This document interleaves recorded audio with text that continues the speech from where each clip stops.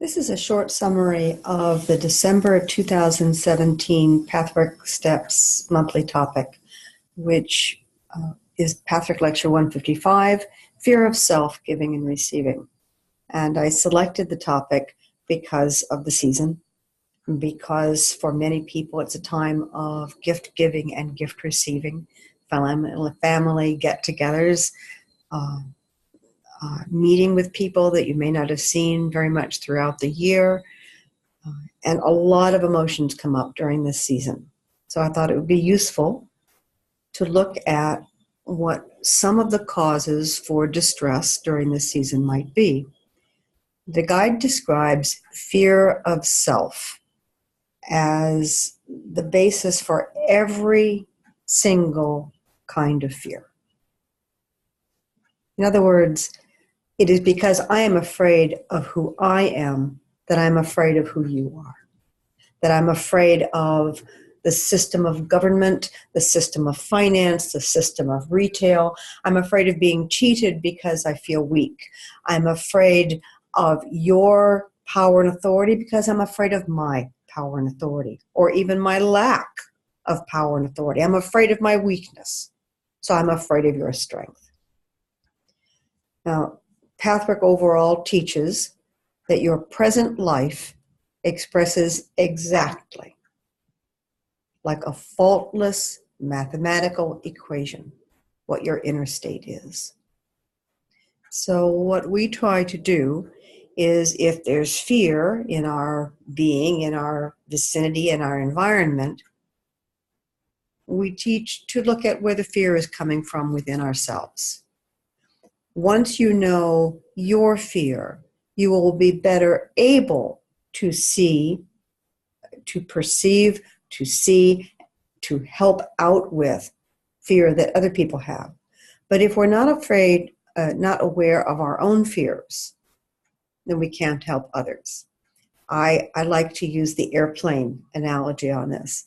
And that is when you fly in an airplane and they tell you, put on your mask before you help others. There's a literal reason for that.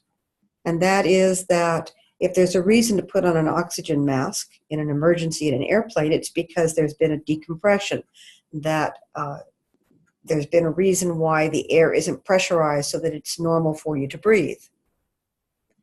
What that sometimes means is you have a matter of seconds before you will go unconscious. You may not die, but you may go unconscious. So the idea that you would spend those few precious seconds helping someone else means you risk losing consciousness so that you can't help anybody, including yourself. And that's the practical reasons why the airlines tell you, put on your mask first and then help someone else. So in this lecture, Fear of Self, the emphasis is to access your own fear of self. And then notice how that supports a loving environment for you and the people that you care about, you and the people that you're surrounded by. So the second point that the lecture makes is that the degree of guardedness and how you prohibit your spontaneity and naturalness is something you may not be aware of. So in other words, when we live in fear, we don't realize what it costs us. Once you become aware of your fear, okay, you are making a substantial step towards your liberation. And sometimes until you take those few steps, you may not even realize how you have been imprisoned by your own fears. So there's a little bit of going out into the unknown when you look at a lecture like this. It's inviting you to open up your feelings, your fears, your concerns, and take a very, very good close look at them.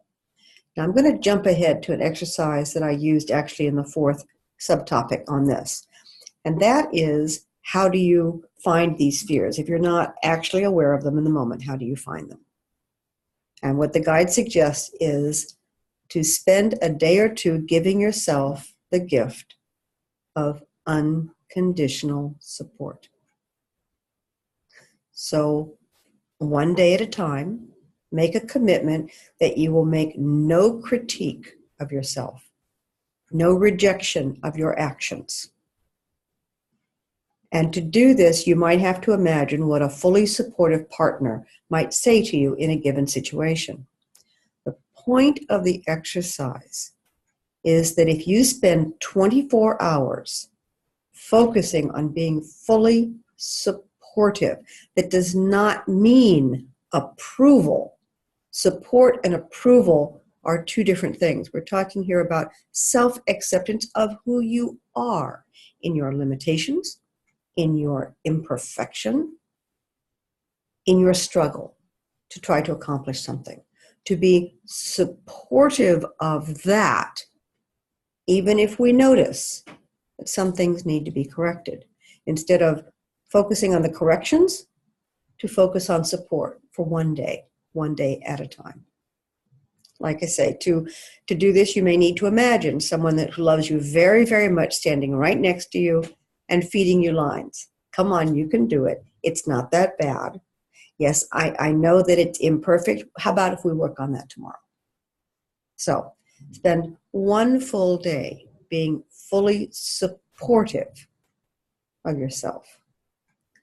By attempting that exercise, you may be able to see how often in a given day you criticize, critique, reject, diminish, shame, or are dismissive of yourself. And these are all the indicators of a fear of self. If I unleash myself on the world, I will fail, I will be, etc. And that is a separate exercise where you can explore your imagination and all the terrible things that would happen if you weren't holding yourself in check with fear. The reality is fear is not a good device to hold yourself in check with. How much better it would be if you were simply reasonable with yourself than frightened of yourself. So along with fear of self comes fear of pleasure. That may sound odd, but if you're afraid of yourself, how can you give yourself pleasure?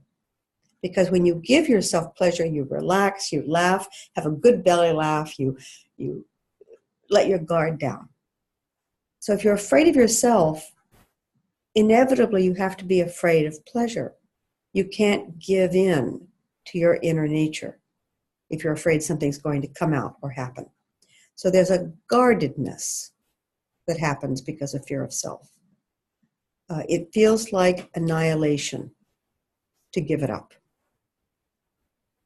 So we wind up allowing the ego to be constantly critiquing and looking and taking care of us instead of believing in our ability to do what we believe is the right thing to do moment to moment. The fear of pleasure, how can you find this? Here's another exercise. I get all these ideas from little news articles that I attribute in the study guide. And so somebody came up with the idea that on a blank piece of paper, you draw a line down the middle and you write down on one side the last time you saw someone else fail. And then on the other side, you write down what you thought about. So in other words, I saw my friend Sue knock over her teacup and get the papers wet the other day. I'm picking a trivial example because it can be very important. So I watched Sue do that. What did you think? Oh, I felt so bad for her because I know she works hard, she tries to do her job well, and she looked a little foolish. My heart just broke for her. Then the question is, think of the last time you failed and look at how you looked at that situation. Now, in the first instance, if you saw someone fail and you were mean, malicious, delighted in their failure, that's okay too. It's not a matter of how you reacted to the other person, but to then take that and look at how you react to yourself. Now, in the case where you're cruel to everybody and cruel to yourself, you can say, well, look, at least I'm consistent. Yes, you're consistently cruel. You're consistently mean-spirited. The idea is to bring this to the surface where you believe that smacking people with buggy whips would be the best way to make people happy, to get things done. And the opposite is that you're kinder to everybody else except yourself, is that same use of the buggy whip, but you may only use it privately rather than publicly. And then, of course, you need to look at whether you would like to use meanness publicly, but you're afraid to do so. So all these different exercises are a way of finding out what's going on in you. And then it is your decision whether you believe that this is the person you want to be or whether you wish to make changes. Another aspect in this lecture is the idea that there's a vicious circle of rage and poverty consciousness. And this is where we get into giving and receiving. That when we are resentful, when we're angry, when we believe we're not being given an opportunity by the world, when we believe that we are overly criticized by the world or by ourselves, that there's a rage that develops because of this. So the fear of self generates a sense of fury because it's not right. It's not right to overly critique someone all the time and never see any benefit in what they offer. And the rage comes in and we're angry and resentful, but we may not even realize it. And then that rage will come out at inopportune moments. Looking at a vicious circle invites us to look at how we go through a downward spiral, going into anger and fury and rage. And then we try to lift ourselves out of it, but we find ourselves going back in again. Vicious circle is Pathwork Lecture 50, and it's a very good tool for examining patterns of behavior. So the idea is that if you have a fear of self, you're going to be bottling your feelings. And if you bottle your feelings, rage will be the result. So to take a look at that and using the tool of a vicious circle to do so. And then you look at how can I stop doing that? And one of the ways is to admit that the rage exists. For some of us, it's deeply shameful to admit how angry we are. But that's the first step in dealing with it, is to admit it exists. Another aspect of this is that rage needs to be spoken. People make the mistake of thinking, well, then I should shout at people because I'm angry. But you see, they aren't really responsible for your rage. So acting the rage out on them is ultimately going to make you feel bad. And it's not going to help them feel good, so there's going to be some cross current and some reaction from them that will need to be cleaned up or dealt with as well. To admit that rage exists and then to express it means to express it privately, or if you have a friend or a companion that can listen and who understands that the rage is not about them. They might permit you an audience, which is very helpful, so that you can simply explore and verbalize your rage and try to find out what it's composed of, what's going on. But it's important to admit that it's there, and then it's important to see it to some degree in some way, but not by acting it out on other people, even if you have done that on occasion for self-examination, for self-development purposes. It's important to see this somewhat isolated so that you can find out what's going on, find out what feelings are present, and deal with them.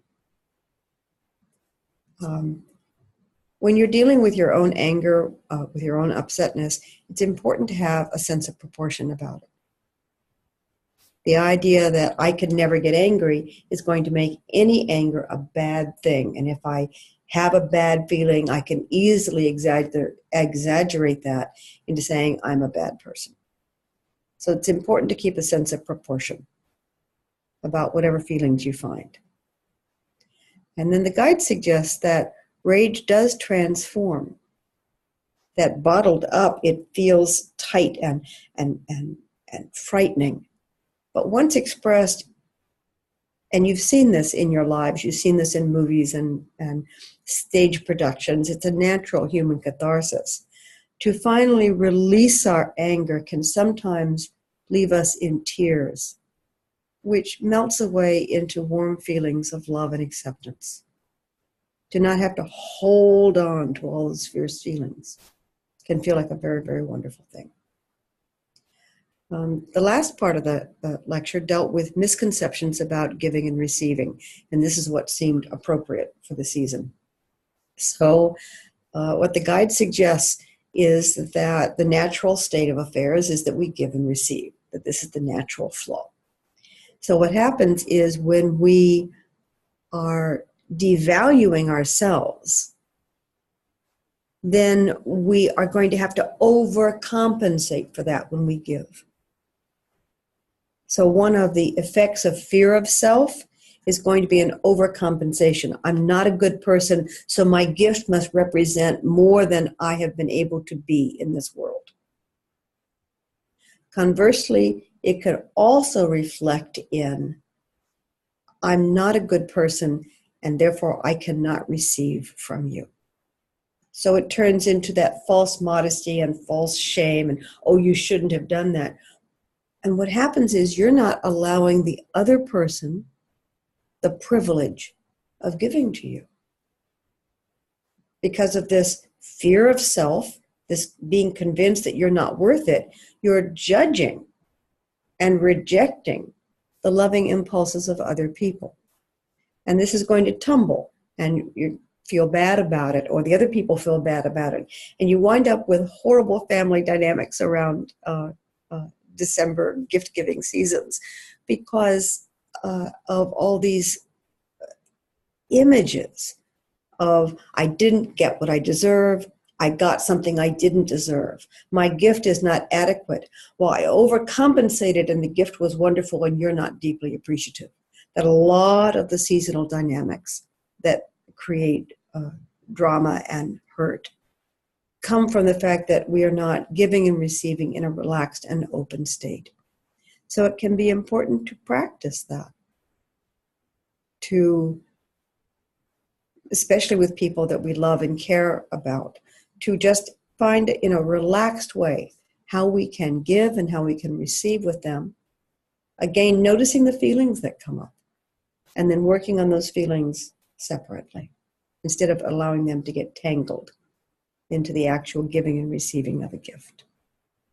So that's a short summary of how fear of self can deeply impact our ability to give and receive, both to ourselves and to others.